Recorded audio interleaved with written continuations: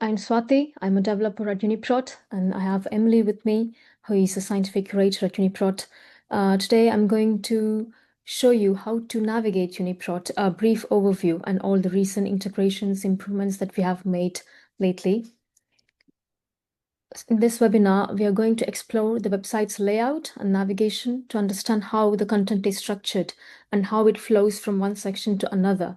And I'm going to show you the different strategies or different options that we provide for downloading data of your interests. And then we have got visualization tools, like different kinds, and I'm going to show you how to maximize it efficiently, use it efficiently for good data interpretation. And then I'll also show you the recent integrations that we have made and the enhancements that we have made in the past 1 year. So what is UniProt? UniProt is a comprehensive, high quality, and freely accessible resource of protein sequence and functional information. It includes sequence information, including those of isoforms, and then physiological functions like subcellular locations, interactions, pathways, variants, disease involvement, and proteomics data as well. We also have structure information and access to 3D structures. And along with that, we also have tools for data analysis like BLAST and multiple sequence alignment. UniProt is a consortium comprising EMBL-EBI here in Cambridge, UK. That's where Emily and I are from. And we also have a protein information resource in the USA and SIB, a Swiss Institute of Bioinformatics in Switzerland. So this is the homepage of UniProt's website. I've got slides here, but I'll also show you a demo of the live website. So this is our web address, uniprot.org. You can go straight away, or you can also search UniProt in any of the search engines, and it will take you to our homepage. This is the basic search. This is the entry point to any of our data search. Here we have got, before we dive into search, I'll just talk you what all the data sets that we have. So first one is UniProt knowledge base. So I think most of the users are familiar with UniProt knowledge base. When you say that you're accessing a UniProt protein, you're referring to UniProt knowledge base. You're basically doing a search in this database. Along with that, we also have proteomes information. And then we have UniRef, where we cluster proteins based on their identity. And then we also have sequence archive, which is UniPark. Recently, we have got a landing page, a dedicated landing page for each of the database. Let's explore what is in UniProt KB. So here you see there is an introduction for UniProt KB and introduction to our YouTube tutorial, one of the earliest ones. And you can see that there are two main sections in UniProt KB. It explains what all data it has. It has got functions, proteomics, catalytic activity pathways, interactions, and etc. And the two main entries that we are highlighting here is one is manually annotated records with information extracted from literature and curated evaluated computational analysis. We call it SwissProt, or reviewed entries. And the other one is computationally analyzed records that are waiting full manual annotation. They are called Tremble, or unreviewed entries. So here are the total number of entries that you can find in the current UniProt KB release. Totally, there are 573,000 entries in SwissProt, and then 252 million entries in Tremble. And this chart here is the same entries are grouped based on grouped by taxonomy for each. When I hover over, they shift. And it has also got a link to start searching in UniProt KB to start exploring. And then if you're interested in all of the statistics, you can also explore the current release statistics link here. It will take you to the statistics page, which I'll show you later in the webinar. And then we have also got all the FTP links to our UniProt KB source. You can explore more here in the FTP link provided. And down at the bottom, we have got the resources and webinars that we have done in UniProt KB and more help pages. Then going back to proteomes now, So proteome is a set of proteins that are expressed by an organism. So each proteome has a unique identifier, which is called proteome identifier, to distinguish multiple proteomes from the same taxonomy identifier. So since there are, with the growing number of proteomes, UniProt has come up with an approach of separating them, selecting few proteomes as reference proteomes, like gold standard of proteomes. It is selected manually and algorithmically based on a number of criteria to show the wide, to have the broad coverage of the tree of life. They are seen more as landmarks in proteome space. So this is the categories that you're seeing here. So how many reference proteomes we have got and how many non-reference proteomes we have got. This also includes other proteomes and like redundant proteomes and excluded proteomes as well. And similarly, like similar to UniProt KB, we have got our FTP links to proteome resource here. And same like that, the statistics chart here is grouped by taxonomy, how much for a reference, and then it takes into account non-reference proteomes here. And down at the bottom, we have got more help links and help pages to what is reference proteome if you're interested, and how the proteomes are made redundant, and what is a pan proteome. You can learn more about exploring this help pages. And then the next one is UniRef. Here we group proteins by analyzing how identical their sequences are. So there are three groups here. One is UniRef 100, UniRef 90, and then UniRef 50. So with UniRef 100, it checks if the sequences are identical 100%, if the sequence is 11 or more residues long. And then for UniRef 90, the criteria is that at least it has to be 90% identical. Its sequence must be 90% identical and 80% overlap with the seed sequence. And for UniRef 50, same 50% sequence identity and 80% overlap with the longest sequence in the cluster. As you can see, the numbers keep decreasing because in here there are identical proteins, 100% are small set. So you have many number of small sets, and then when you go up the funnel, it kind of like encompasses many, and then you come up with 69 million clusters. And we also have documentation here for all UniRef related pages. What is seed sequence? How do you do a cluster and everything? If you want to explore more, here are the help pages for UniRef. And then there is UniPark. So UniPark is a database for unique sequences. So each sequence is given, is stored in a UniPark entry, and that entry has a unique identifier, which we call UPI-ID. So along with the sequence, the entry also has all the cross references from where the sequence exists or existed. So these are all the databases that we have taken from. So at the moment, by default, we are showing the topmost public databases that we took from, and you can view all the different databases that are here. So basically what it means that if you are doing a sequence search in UniPark, it means that you're doing a sequence search in all the databases that are present here. So because it has all the proteins that are present in these source databases, so there is a single point of search for you to use.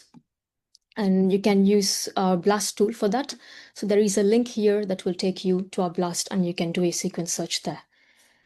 And this is the FTP download links for UniPark related ones. And similarly, like the other landing pages, we have got documentation for UniPark related ones. Please feel free to check here if you're interested in sequence search. Okay, now let's see how the search works. Let's look at KB search in close. I'm just going to start search because I'm new to UniProt and I don't know anything. I'm just going to see what it looks like. As you can see, it's star means just search for anything. So in total, we have got like 252 million records. On the left, you'll see there are filters that you can, and then on the right, we have got all the result sets. Sometimes people will be interested in only, I want only reviewed proteins, and then you get all the reviewed ones, and then I want only for human, then you see the human ones. So the ones on the left-hand side are more for filters, which we call facets in UniProt. Um, sorry. And then on the right-hand side, you have got a table of results. If you can customize it into a card view or table view. So with card view, you will see the same information shown in this way. And then in table, you have it in columns. The advantage with table view is that you can use this customized columns where, let's say, if you're interested in function, you can say that I want to see the function annotations for each of the record that was shown here. And then you'll see the extra column that was added by me now.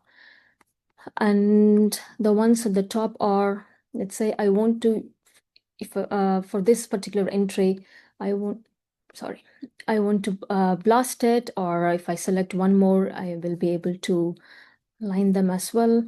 So you can go from you can also go to tools from here, from search results itself. And if you want to download, you can just click the download button to download the two entries that you're seeing now. And if, let's say, if you're interested in this one particular entry and you want to add them, like saving it for later, you can use this basket button. It will add these two, and then you can access it from the basket button here. It will be there until you clear it yourself. And then if you are interested in this particular result set, and if you want to share it for, if you want to copy a link for your own result set, or you want to generate, or you want to access the API for the same, you can click this button and then it will take you to use our API for the same. And now this is just a broad search here. If, let's say that you have got something in mind, I'm gonna search for this particular gene. So this, we call it advanced search. So like you see here, there are so many categories here that you can narrow down your search if you know what is your interest, and then you can grow from there. I'm gonna take out the function for now, reset to default. Okay. Now I've got results set for this gene GSK3B, and I've got like around 2000 results. Now I want to explore this first protein that I've seen here. So this is the UniProt KB entry page. The first bit here you see is the overview of the protein. It has got the protein name, gene name, is it reviewed, or which organism it belongs to, how long it is, and everything. On the left, you see there are many different, all the different annotations features that the UniProt entry has. For this is there for easy navigation. And if you scroll down the page, it will, this is the same content that you see. Sometimes you'll be like, I want to just go to this, let's say PTM, and then you can go PTM, and then you can browse through here. And this is new. So this is one of our feature viewer that is a minimized feature viewer that is used in context of PTMs in this particular section. What is the new improvement here is, by default, it zooms into the amino acid level. Before, it was all zoomed out, and you'll be able to see all the features at once. Now, by default, it is zoomed into the amino acid level, and also it shows the first feature where it starts from. And through, when you interact with the table, it keeps changing as well. The viewer responds, zooming into that particular feature in the viewer, and then it expands the row for you to explore more information. And this button here allows you to expand all, and if you want to see more, and then you can collapse these things. And you can also filter them by type. Let's say if you just want to see the large scale data ones, you can play around here. Same, we have got 3D structures, which you can also find in other tabs as well. We have got family and domains and sequence and isoform, similar proteins, which uses our UniRef API to show which are 100% identical ones and 90 and 50% ones. Now I've shown you different sections in the UniProt entry. So just like in the search results, you can also go to using the tool here. If you want to blast this particular entry or align these isoforms present for this entry, or if you want to map this ID. And this download, what it does is, if you want to download the whole of entry page data, you can use this first option. Or if you want only features, what all features that we have shown in this entry, it will get all the features for you. And along with UniProt KB ones, we have also got data that are mapped into UniProt KB from large-scale studies like CleanVar, proteomics, epitopes, mutagenesis. All these data can be downloaded from our proteins API. So this is a separate endpoint for each of them if you're interested in. And this is how you can download those data. Sorry. Okay. Now let's move on to what is new in entry page. I just pointed out that the feature viewer has been improved. And the other one is we have got GoCam models. As you see here, we have got different proteins. So GoCam model, what it does is it links different proteins to show what activity process they are involved in and what relation do they have and where it is occurring.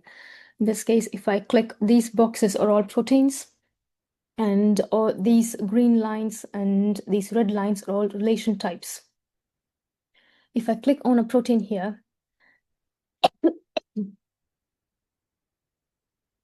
sorry, it says what it exactly does. In this case, it is part of positive regulation of translation, and this particular activity or process is happening in cytoplasm. What is this protein doing in this particular pathway? What's happening? So this is part of ubiquitination, and it is an input for FXR1. So it gives you the biological process, what all is being involved in. And then the next one is we have also got another integration. It's a visualization tool called Complex Viewer. This one, it is to visualize protein complexes. Here you see there are like 3 proteins. These 3 proteins are involved in forming a complex. In this case, GSK3B. Where exactly is it binding to the complex? It is from 262 to 273. And for APC, it is 2034 to 2049. So this is where the binding is happening. For the other protein, we don't have the binding region. As you can see, there's a question mark there. So since we don't know where exactly is happening. So it's everything. We know that this is being involved in this complex. So this is a good example for you to see both scenarios where we know a binding site and when we don't know what happens. If you want to look in depth about these, we have got link to complex portal. You can see from there. Okay, and this is about entry page. Now let's move on to feature viewer. This is our protein feature viewer, where you can see all the different notations, features of UniProt KB, and all the large-scale data that are mapped into UniProt as well. Because you have got all the different things sitting on top of each other, you can compare that at one amino acid level, what all the different notations across various annotations, and discover the possibility like, oh, I see a variant here, I see a PTM here, could this be related? Is this what is driving? So it enables you to discover more interesting discoveries. Now in this recently we have integrated data from PTM. These data are from PRIDE, or the wider Proteome Exchange Consortium of Proteomic Resources, where they are reanalyzed and then imported into UniProt KB. Recently, we have got 5 new PTM bills for species like human, mouse, yeast, Brucey, and then yeast. So if you hover over one feature, you can see that this PTM is a summarization, and this is the peptide, and this is where the PTM site exists, and this is where it is happening here. And is it a unique or non-unique one? And where did we take these from? And the evidences, as I told you, we get this from Proteome Exchange and Peptide Atlas. And we have got more statistical attributes for PTM, like the confidence score. Is it a silver or gold standard or bronze? You can see from here. Sorry. So for this PTM, you see that there is a PTM track, which is here, large scale data. And here you see that this is a simulated lysine, confidence score is silver, and this is taken from Proteome Exchange. And we also have Human Proteome Project data. This is for this peptide, and then all the different cross-references and the evidences. Along with that, we also have epitope data. This epitope data we are exporting from IEDB, where they are manually curated. And if you want to explore more, you can check their cross-reference present, and you can go from there.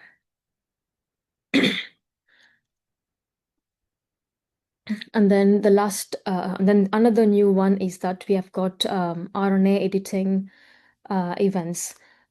These are for human proteins. We are importing this particular data from Ready Portal. And if you click on this, it shows that this missense mutation is happening in the RNA editing level. And if you want to map it to the genome location, this is where you can map it to. And then the Ready Portal link for you to explore more, and also the Ensemble link for the genomic location as well. And after that, the last one here to mention in Feature Viewer is that we have got pathogenicity heat map for alpha missense predictions. So how the score is calculated here is for every amino acid, there is substitution made for every other amino acid at each point. And then a score is calculated to see how pathogenic, how likely pathogenic it can be. That score is taking into account the structural context of the AlphaFold 2 prediction, and also the conservation of that residue.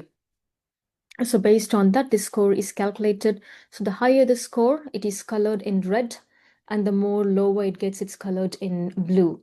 And this first track here is basically the average of all these points at this particular residue.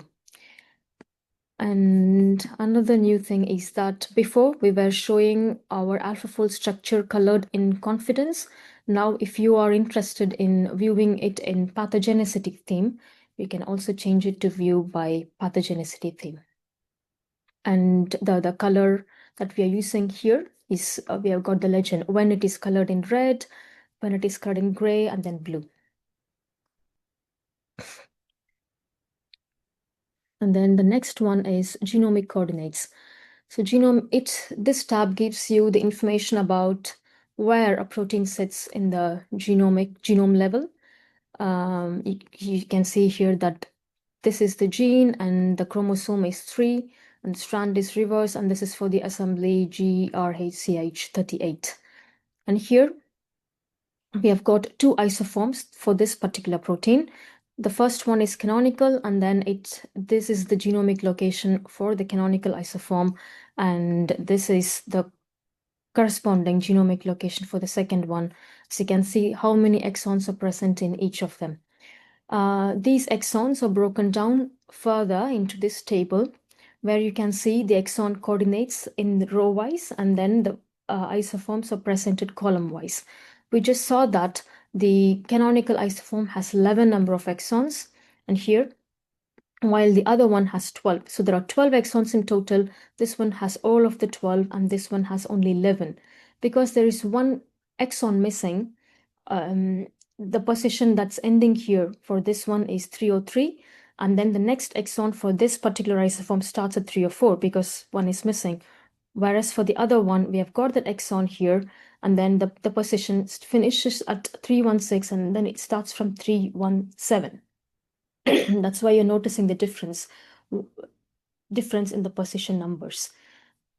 And similarly, when you click on a row, it expands and it gives you the same information for each of the isoform with the positions and along with the transcript ID, translation ID, and exon ID for each of them in rows. Okay, and with that, we'll move on to our statistics page. I showed you before that how to access our statistics. One is you can go from this link. It will take you to the current UniProt release statistics. And also you find the release number and then the statistics beside it. So if you click on here, it will also take you to the same page. So this is statistics only for the current release. If you are interested in the statistics for previous releases, you can see them in our FTP server. This statistics page contains almost all of them, which you might find interesting. Some might look irrelevant to you. I'll show a few of them for you. Number of entries in this particular release, how many reviewed, how many unreviewed, and how many new entries in this one, in both reviewed and unreviewed. And so throughout, total number of releases released over time so far. So this is from the beginning. And number of fragments and by taxonomic origin, how they are distributed over taxonomies, over different organisms, and the sequence size, journal citations. There are many different categories here that you might wish to explore later, which I leave it to you. And then the next one is we are moving on to download. I'll just show my slide shortly. So these ones we have already, I have shown you already. Statistics. Okay. So there are four main download options that we provide you. First one is FTP. I just showed you where all you can find FTP links to our resources in UniProt KB, UniPark, UniRef, Proteomes, and everywhere. And apart from that, we also have prompts where we think that FTP is the way for you with your query, especially. I'll show you in a bit how to access that. And then the second one is stream download. This is you initiate download from your browser and then it just download it straight away. So this is very simple, but the con is that you can't download more than 10 million entries in one go. And also, if it is interrupted or if for any reason due network timeout or network failure, you will not be able to resume from the point of failure. You have to either start from scratch because you don't know where it failed. And then, yeah, that is stream download. And then the third one is you can download your results in batch. The maximum size we allow is 500 at a time. Each batch contains a link to the next batch if it exists. The pros is that you can always resume your download even if it fails midway because you have got the link to the next set of results. So it is safe and you can include this in your script so that it can do the batch retrieval in your script and you don't have to rely on your browser. So if you want to go programmatically, this is the way to go. And the last one is file generation. I just told you with stream download, you won't be able to download more than 10 million entries. Sometimes you'll be like, I don't want to go programmatically. I just want to download. But my query, the results that I'm expecting is not present in FTP, but it is more than 10 million. So this is the way that this is the way to go. what you can do is you can request us, you can submit a job which will run in our UniProt in our server, in our site. And then when the results are ready, we will put it in a file for you to download later. So because of this, this is large number of entries that are getting processed, and mostly for complex queries. It is quite resource intensive, and it also takes a little bit longer to process as well. Now I'll show you all the 4 different scenarios in a live demo now. So let's say I want to download all of UniProt KB. Well, the sensible thing is to go to FTP. If I'm trying to download, I want to have it programmatically. I want to know the URL for it. And then it'll say it is already present. In this case, I want FastTech Canonical for all of them. It is already present in our FTP server for both SwissProt and Tremble entries. So this is how, whenever there is a possible FTP download, we show this prompt that it is already available for you to download from. And then the second scenario is stream download. Let's say I want to download all the reviewed ones and I want just JSON. So you get both endpoints for 2 different downloads. One is, this is the endpoint for streaming download, and this is a search download. Search download is the pagination one that I just told you. And stream is, so if you click download, this by default, it goes to stream endpoint. It will download in one go, but the one difference will be that whatever results you're seeing here, the order of the results and the one you download from streaming endpoint will not be necessarily the same. Whereas for the search endpoint, it is the same order. It's the same results, but in different order.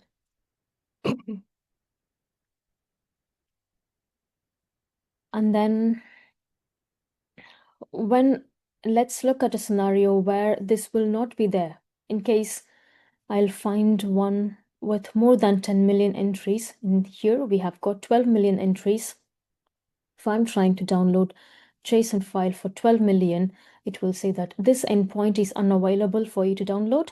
You can't use this endpoint, but you can still use our pagination ones.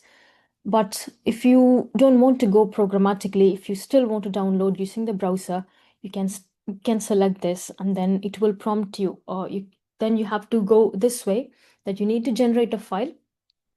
You have to submit a job which will run in our servers for you, and then you can collect the results later.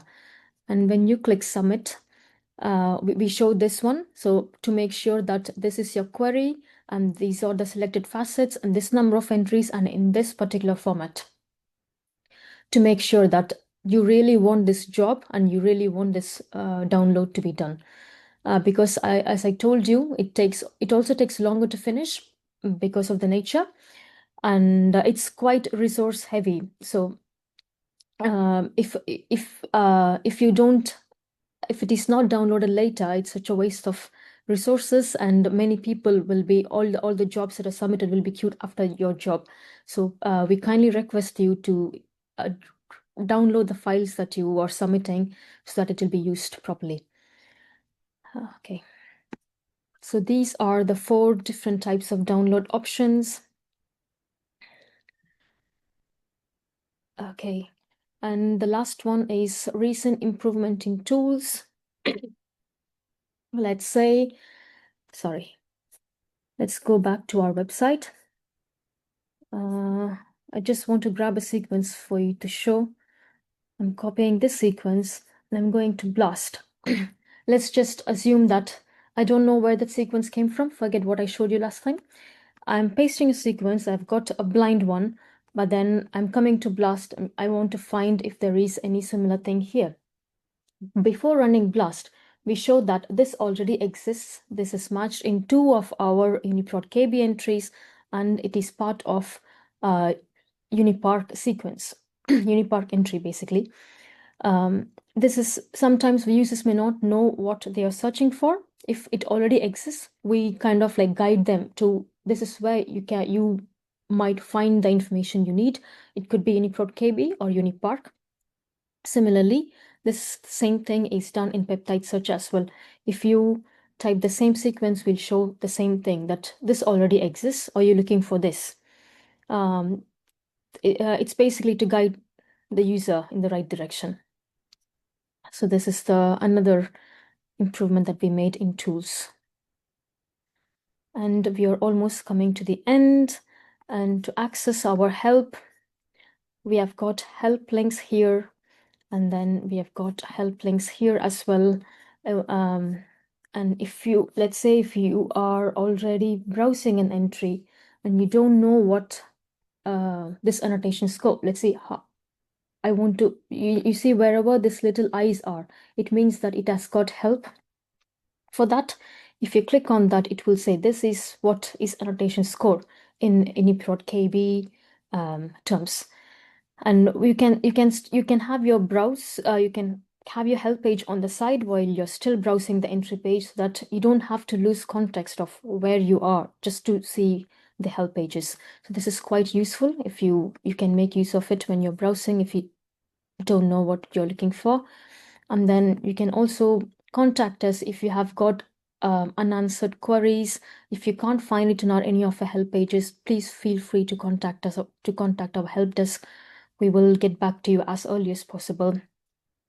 And yeah, with that, I'm coming to the end. Thank you. So we have a few questions already. And I saw that I'll go with Emily this one, has Flaminia. request to, yeah. Yeah, I'll So- roll with this.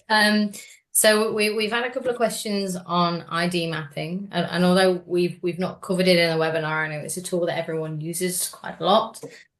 So this is our tool where you can map from an ID used in one particular database to an ID used in another database. You have to at some point move through a UniProt ID. So that might kind of add a step. But Swathi, I'm just gonna post in the Zoom chat a list of gene names so we can talk people through a example. There's just 4. We're just gonna keep it really simple.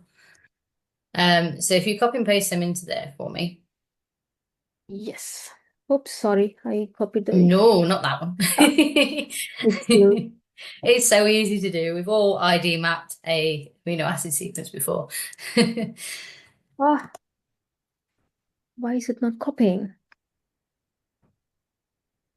You can probably just type them, to be fair.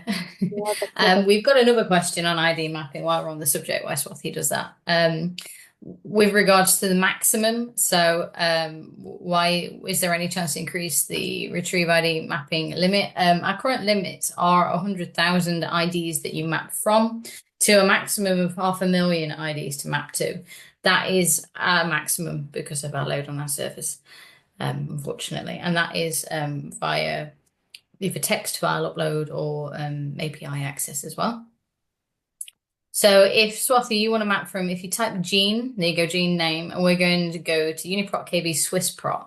So SwissProt are our reviewed entries. So I'm going to keep this really simple and let's restrict to human. When you map your IDs, let's say you're working in mouse as an example, but before we run this, Swathi, let's say as a researcher, you're researching mouse. If you don't specify mouse, you're going to get all the SwissProt entries for every organism that maps to that gene name. So you're going to get rat, you're going to potentially get fish, you're going to get frog, you're going to get human, you're going to get thousands of them. So if you're looking for an input of gene names and an output of IDs particular to your organism, please restrict by organism, and it'll also make the job quicker. Name your job, something memorable, and then click run. Or map for IDs in this case.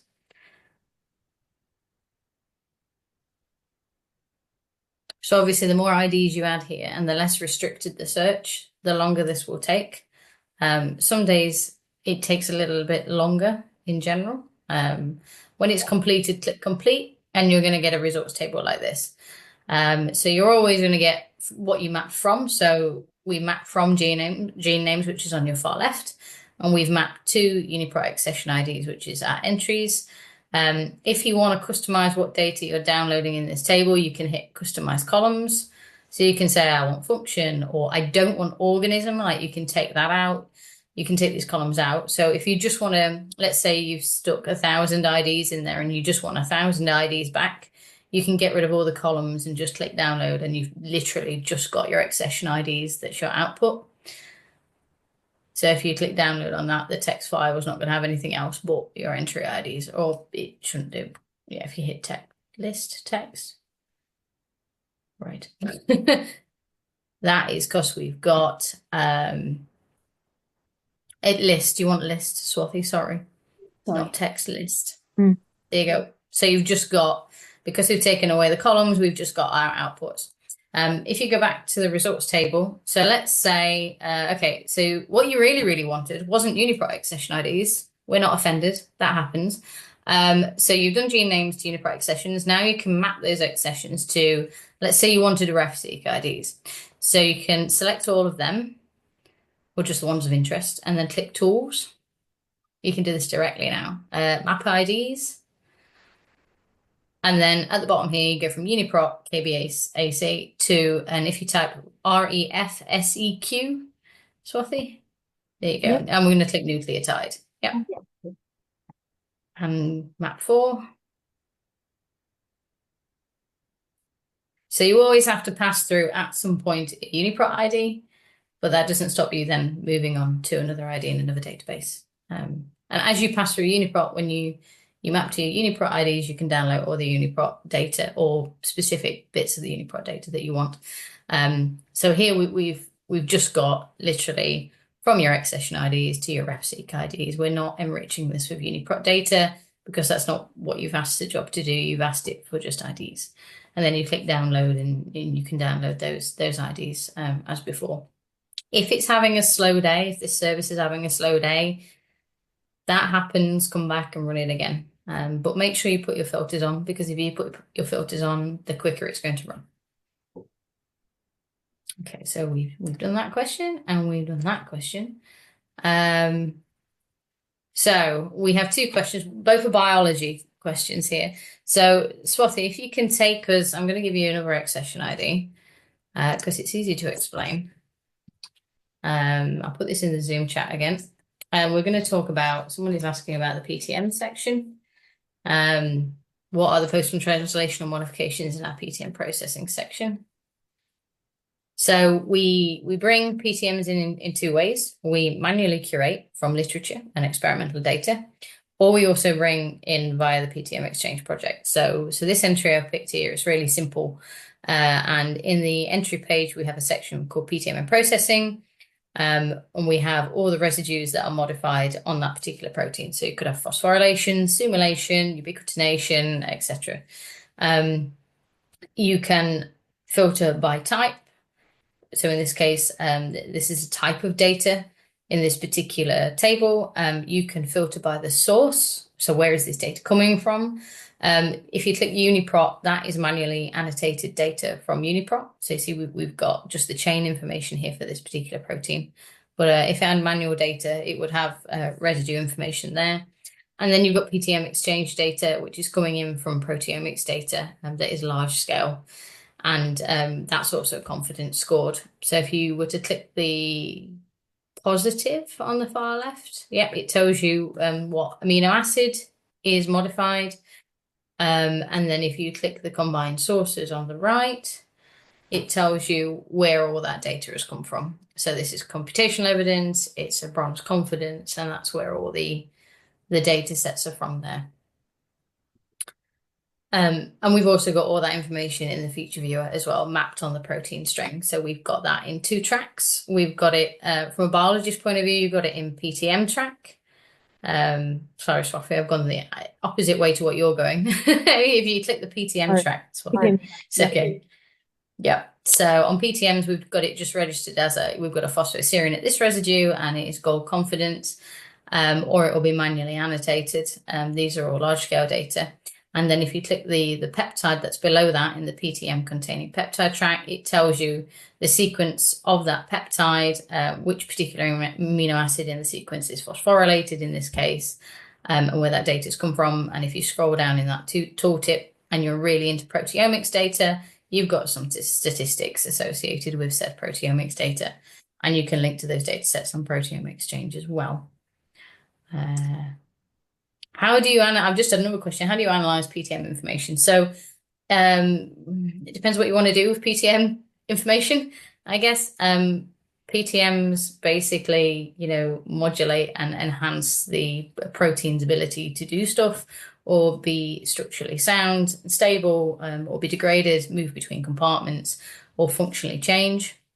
A feature viewer like this is really useful in the fact that when you've got a really well-populated protein, Swathi, do you want to put GSK3b in, your favorite?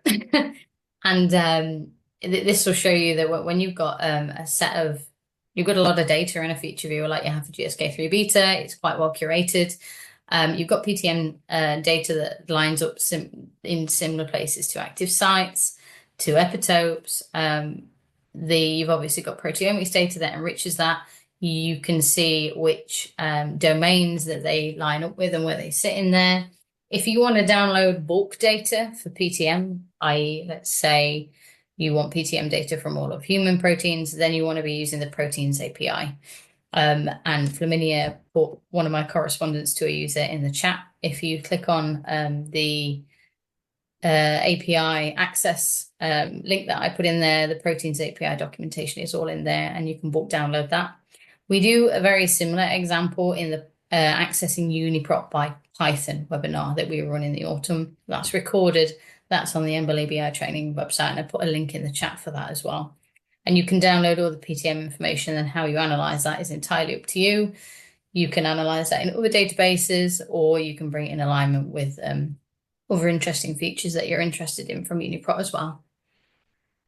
And then another question. We're trying to find proteins related to specific diseases. Is it enough to search in the field disease with disease name, or do we lose information on proteins related to that disease? Swathi. Well, I would definitely search with disease. Yep. Matter search rather than searching everywhere as a generic search. Let's say Alzheimer's. No.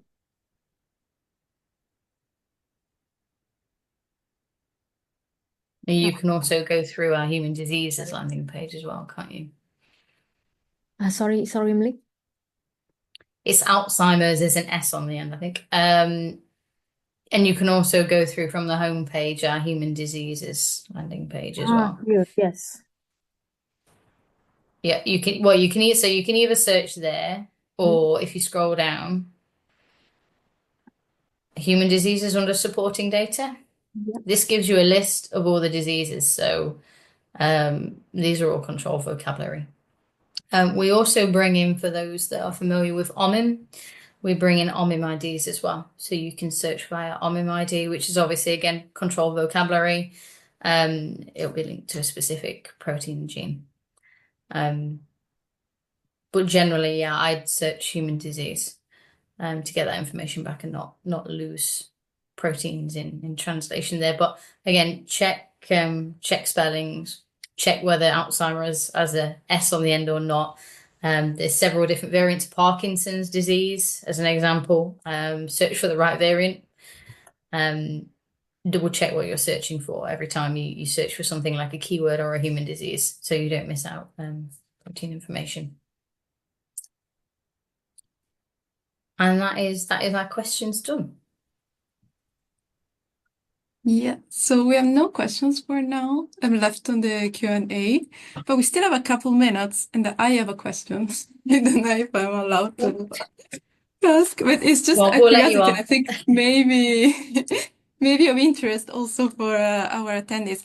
When you were showing the stats for the reviewed and unreviewed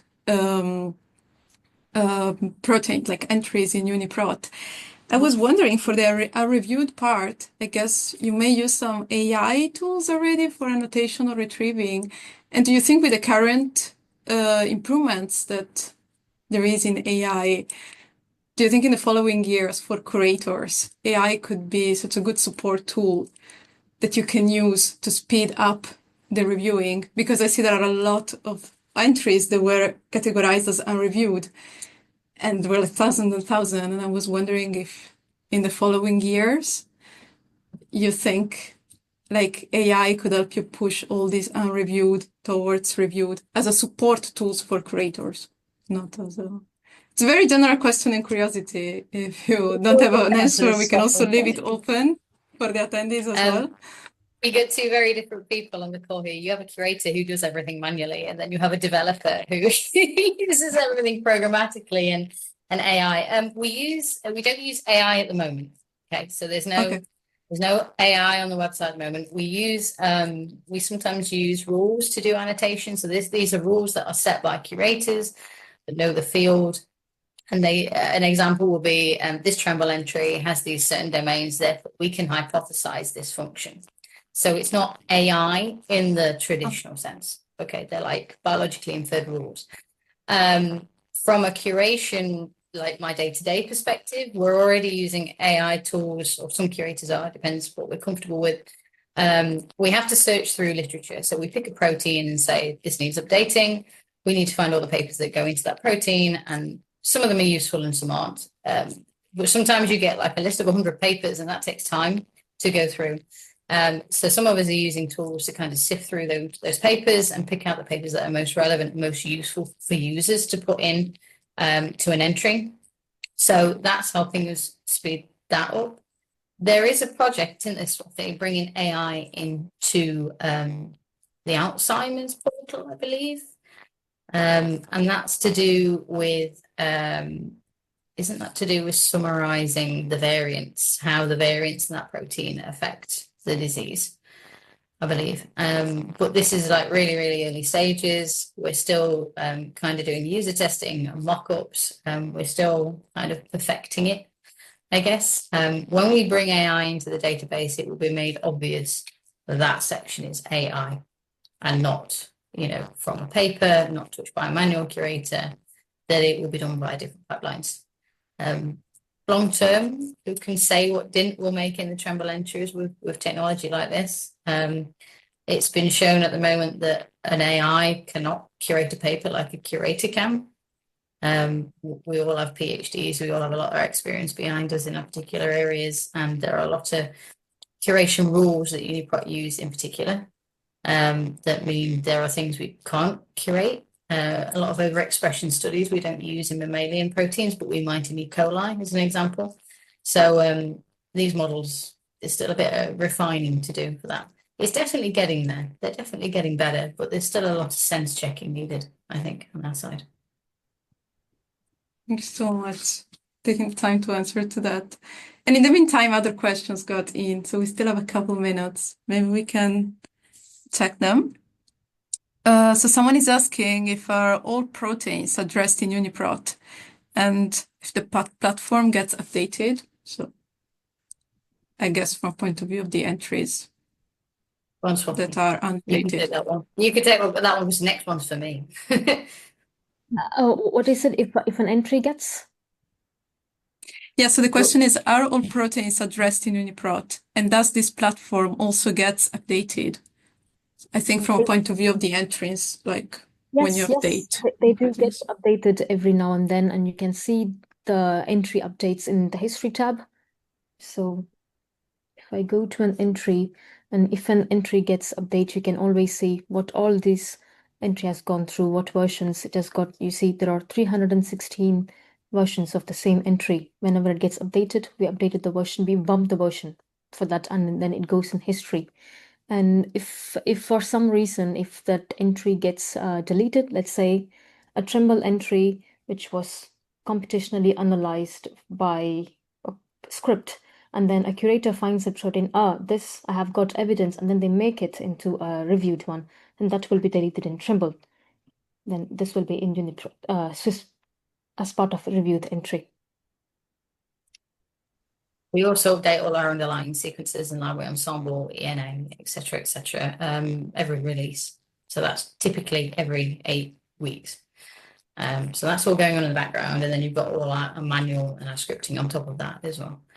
There's a lot of work behind the scenes every release to keep this updated. And then I'm going to have to take Rohit's question before we finish. There's very few apicoplexin proteins that have been manually reviewed. Do you have plans to validate the annotations for parasites? I know there's very few apicoplexin proteins reviewed because I'm working on some data for it. So I'm working on some toxoplasma data looking at, this is proteomics data. So my background is proteomics, and we're on about bringing in some subcellular localization data for this, and that will cover most of the proteome. I'll cover nearly 2,000 proteins. It will touch on Trimble entries as well, so it will enrich all of those entries.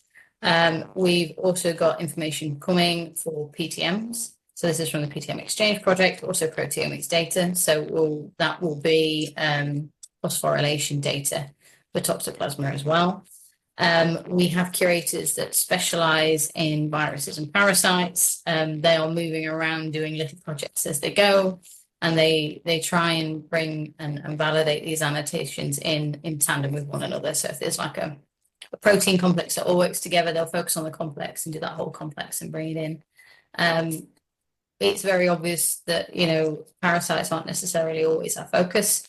But we do have curators that do focus particularly on this, because obviously as someone who works on mammals, I have no idea what some of these compartments are, these specialist parasites. But we have got curators working on them. We are actively pushing for data for them as well. And we're being able at the moment to bring in a lot more large-scale data for parasites and viruses as well than when we have ever been. So watch this space would be my advice.